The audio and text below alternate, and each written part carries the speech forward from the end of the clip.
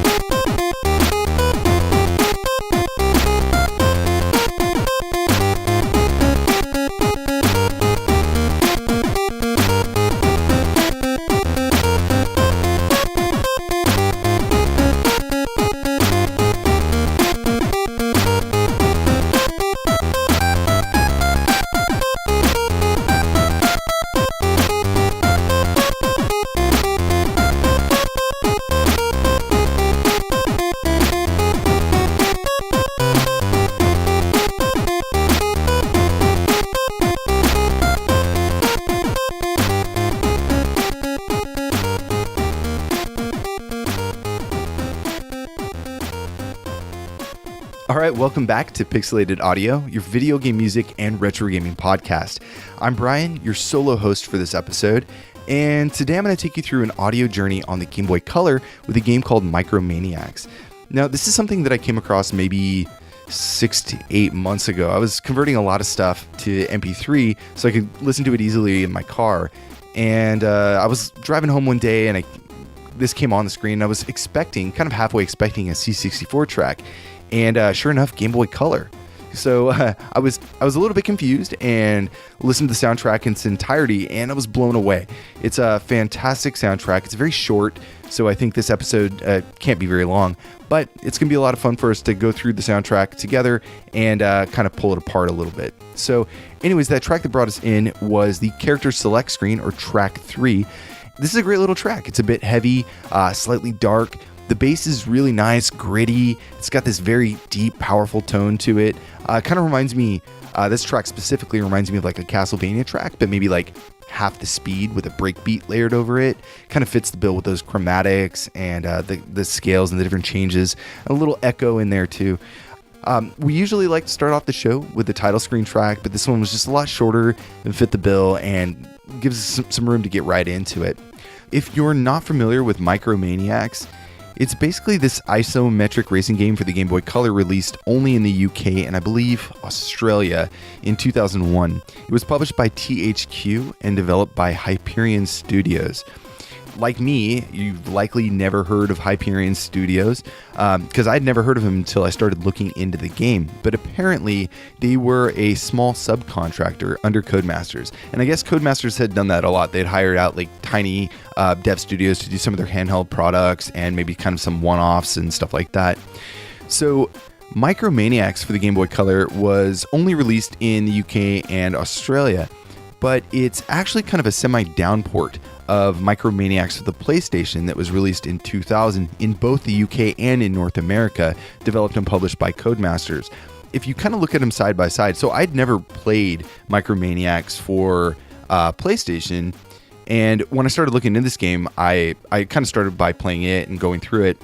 Then I looked at the PlayStation version. I'm like, oh my god, it's the same game, but better graphics, better gameplay. You can get 4 people on the screen, and it just all together is a more fledged out game. But that's the trade-off between the handheld experience, right? So it's almost identical. You might not see all the same artifacts that you would in the PlayStation version, but it doesn't really lose any of its integrity as far as the game goes. And it's a lot of fun. I mean, I was a huge fan of Micro Machines, the Game Boy version specifically, because I really like racing the boats and being around all the massive objects that were, for us, are tiny, like the kitchen sink or something. And so I thought this was a really kind of clever way to break away from the standard Micro Machines franchise and kind of do something a little bit different with it.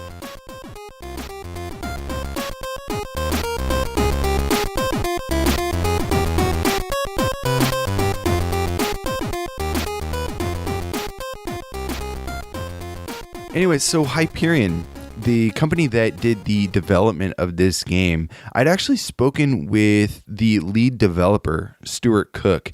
I guess he had kind of a team under him, but he did all the programming and worked with Codemasters to kind of get this product out the door.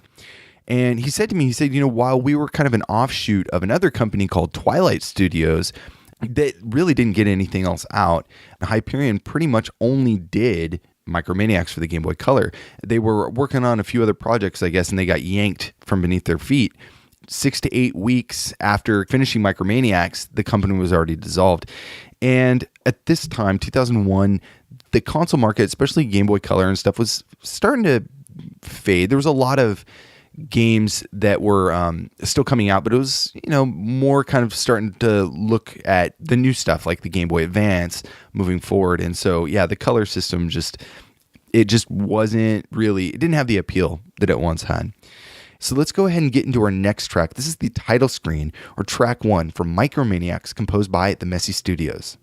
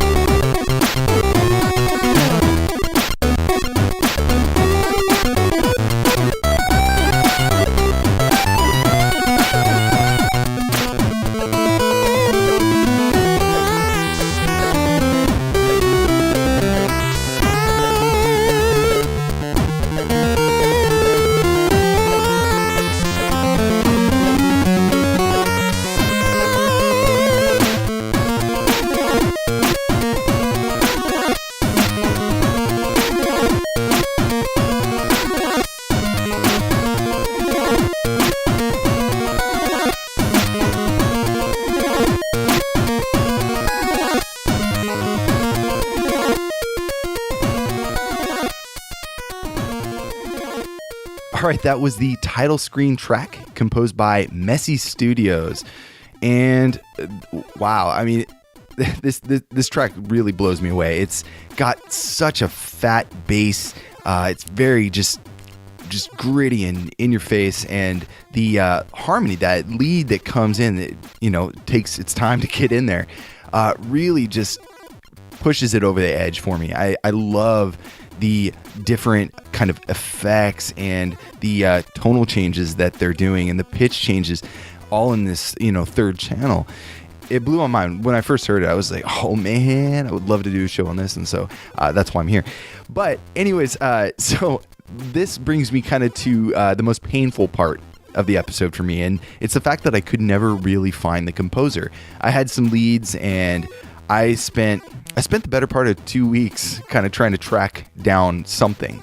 Like I said earlier, I had spoke to Stuart Cook, and I asked him, I said, you were the lead dev for the game at the time. Like, do you happen to know who did the music at all? And he's like, no idea. I think it was one of the Codemasters guys.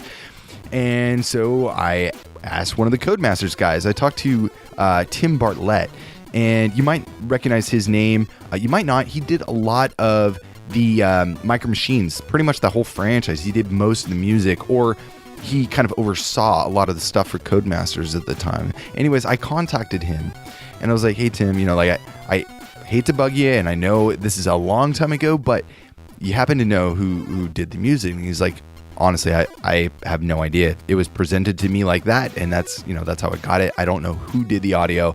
I just kind of gave it the thumbs up and we put it in.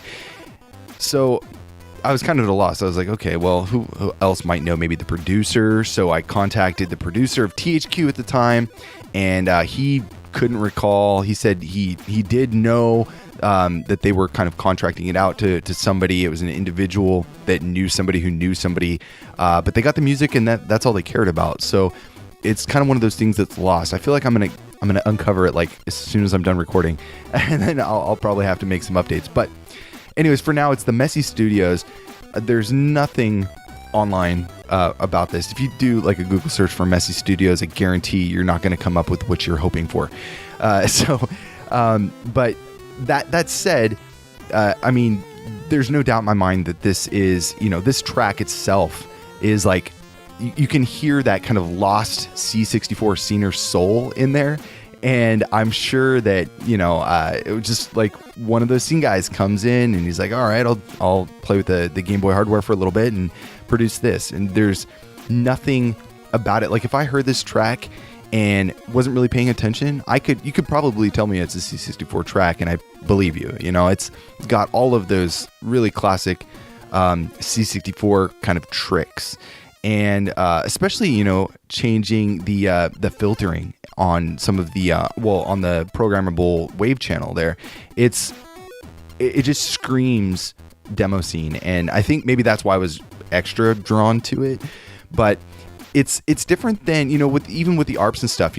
Alberto Jose Gonzalez, he does a lot of ARPs in his music, but he's got more of a bubbly kind of happy vibe to a lot of his tracks, and there's nothing wrong with that. We love his music, but this doesn't really fit the bill. It's a little darker, it's a little more gritty, and I gotta say that the music doesn't necessarily fit the game too well. I was saying earlier too that this was a downport of the PlayStation 1 game that came out, but the soundtracks are completely different. Now, we've talked about the Game Boy sound hardware a number of times on the show already, so you already know most of this. But the Game Boy doesn't actually have an individual sound chip. Instead, the audio processing unit is embedded within the main CPU, known as the DMG CPU-B, which handles the sound routines as well as the sound output. Now, the PSG itself consists of 4 channels. The first 2 channels are pulse wave oscillators with adjustable duty and volume envelopes. The first square wave out of the 2 supports frequency sweep. Now, this helps with sound effects or different kind of effects that you want to do with your sound output, but it's only on that first square wave channel.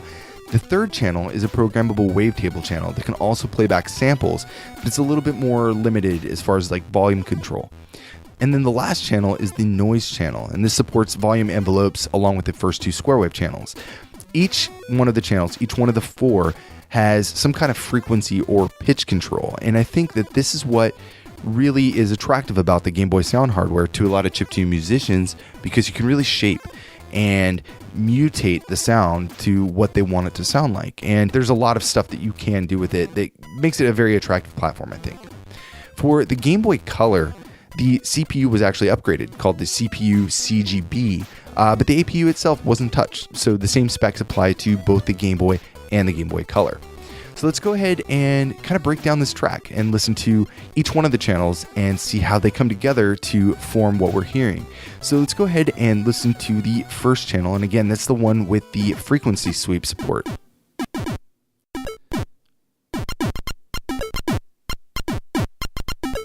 And this one's interesting because it has, you can really hear that kind of almost obnoxious, like tweep, tweep kind of sound. But I think that's what gives this track its characteristic.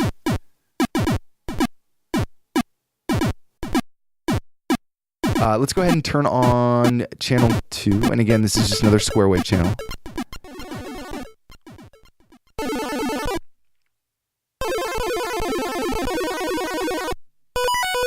This is going to town on those arps. It's kind of keeping it simple here.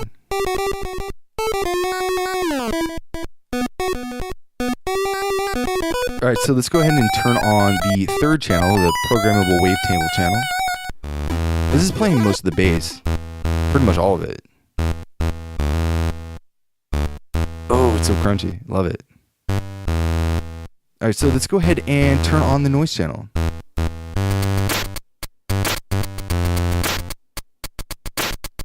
There's not really a lot going on here. I mean, this is really kind of a supporting role, I think, for the bass sounds that we're getting, that kick, that low kick on the first channel. But let's go back over to Square Wave 2 and listen to this solo, because this is incredible.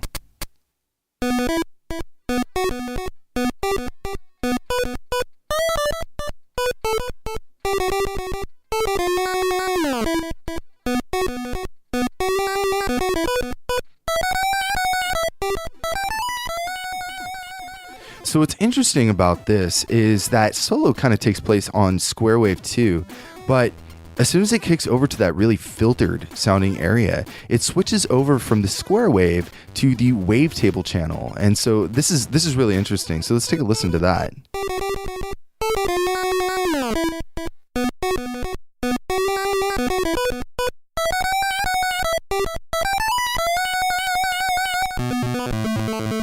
So now it's playing the supporting role. So let's go switch over to that third channel.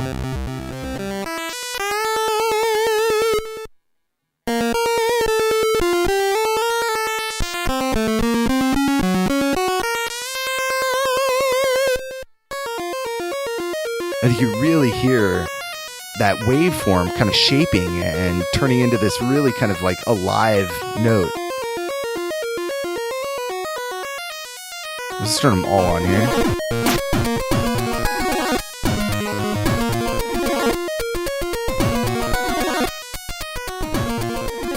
So again, you know, we can hear each one of the channels and what they kind of excel at. And I think this is a really great example of what's going on in the soundtrack that we can kind of hear as we go through some of the other tracks. So let's go ahead and move on to our next track. This is from the gameplay section, and it's track 4 or gameplay track 1, composed by the Micro Studios.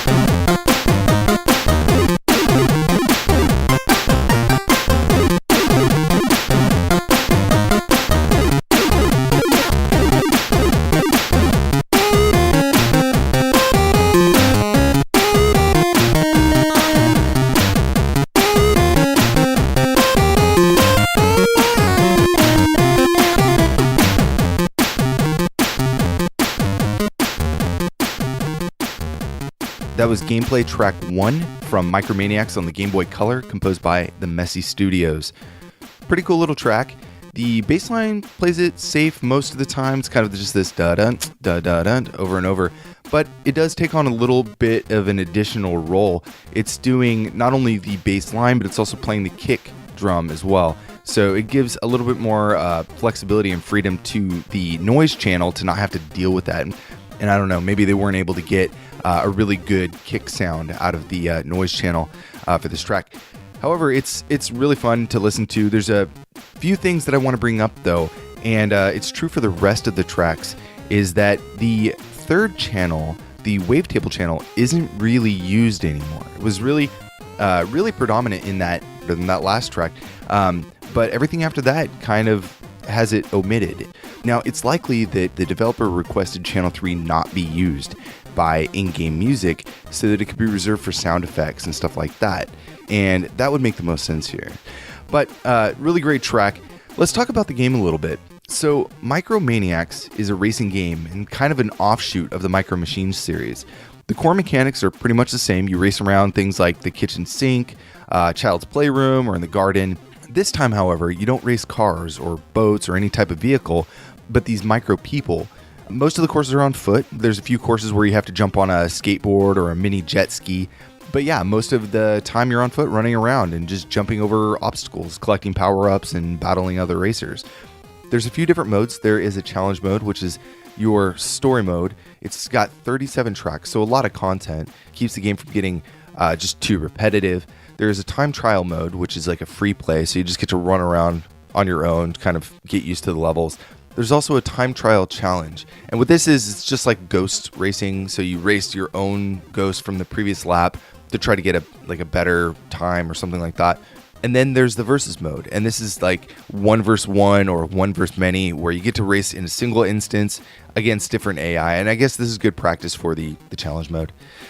Then the final option is memoirs. And memoirs, this is kind of funny actually. And why I wanted to include this because it's kind of like the humor in the game. The game doesn't really have a story or a plot really, but they did kind of make something up. So memoirs is the journal of Dr. Minimizer. And Dr. Minimizer writes, "The world is in crisis. Oil and food shortages abound. Economic chaos looms, bringing with it war. However, I have an idea that will save humanity. It's basically to minimize the population of Earth down to 1/103/60th of the original size, thus creating a world of plenty for all."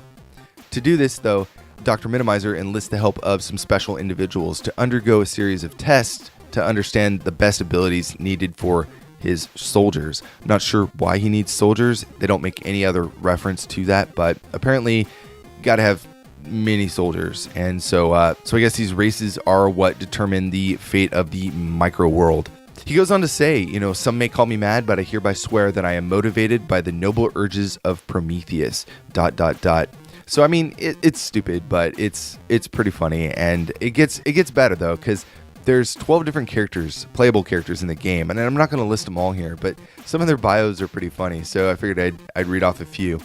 V4 is a character that was brought back from almost death due to a motorcycle accident, and his body was rebuilt using parts of his motorcycle, hence the 4-cylinder protruding out of his spine.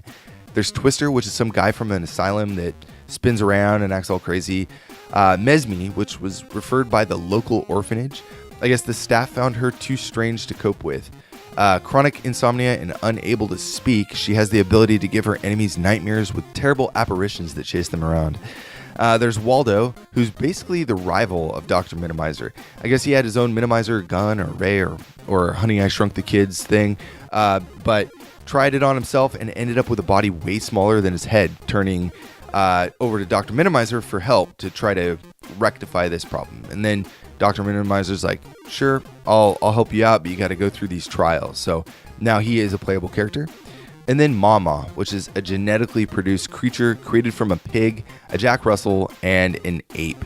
Interesting character selection. I don't know why they chose all these weirdo characters, but maybe the staff was just having fun and they wanted to come up with something.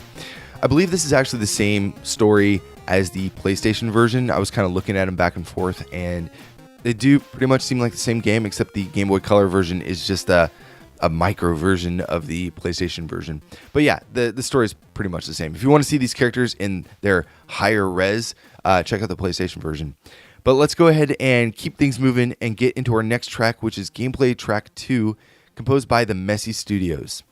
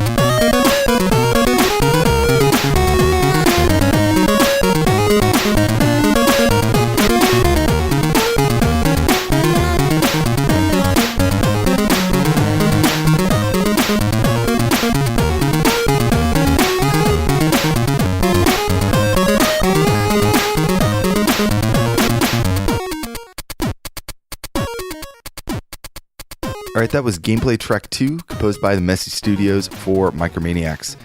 Pretty rad track. This is probably my second favorite in the lot. Gotta say that lead just really does it for me.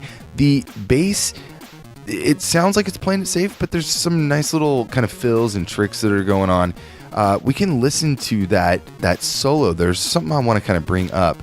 So on the that single channel, that second square wave, not only is it playing a lot of the echo, it's also doing something really cool with the trailing notes. So it'll play a note, and you guys can listen for this. It'll play a note and it'll stop.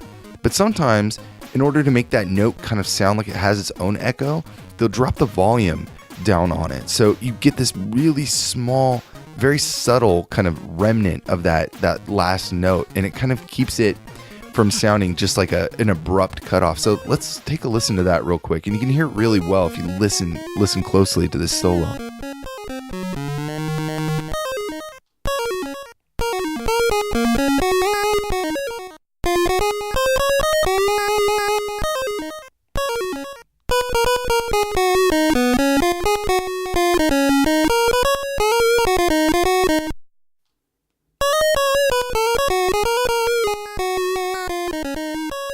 Yeah, so I hope you were able to pick up on that.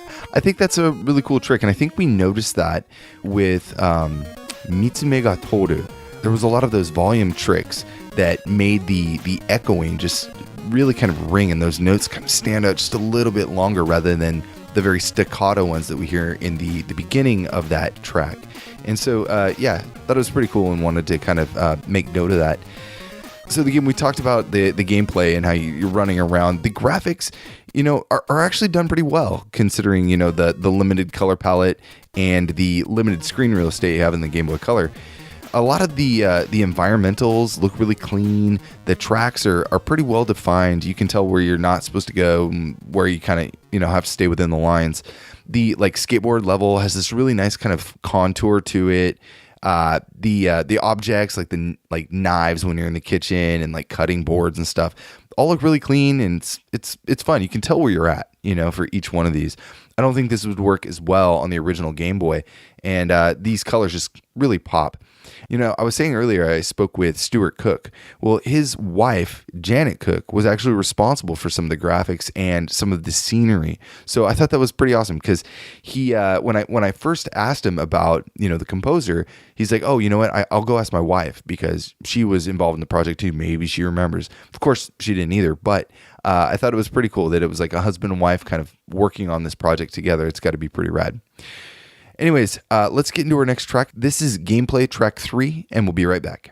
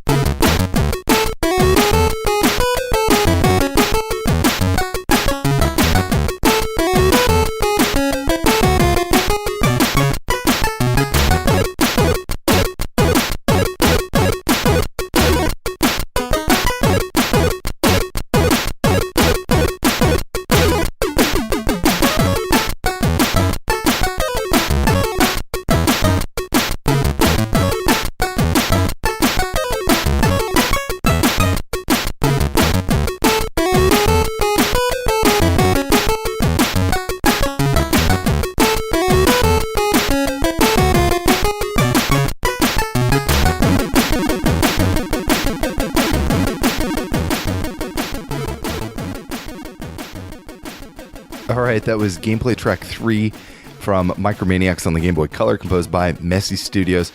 This is a funny track to me because I was listening to the percussion, that fourth channel by itself, and it's like the most boring channel alone. It's got this very steady beat. Let's listen to that real quick. Yeah, so nothing really fantastic going on there. But as soon as you add the bass in, it really kicks it up and you get this nice kind of jazziness, this swing to it. And I think that makes the track so much better. Let's add that first channel in, the bass, and it's doing a lot of other kind of percussive notes in there too. And that just kind of fills everything out.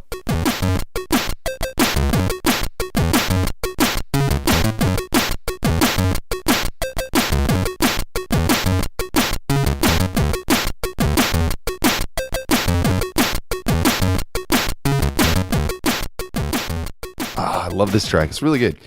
So the game, when it came out, it got kind of some mixed reviews. So there was a lot of handheld review sites and stuff that were looking at the game and kind of had it on the radar.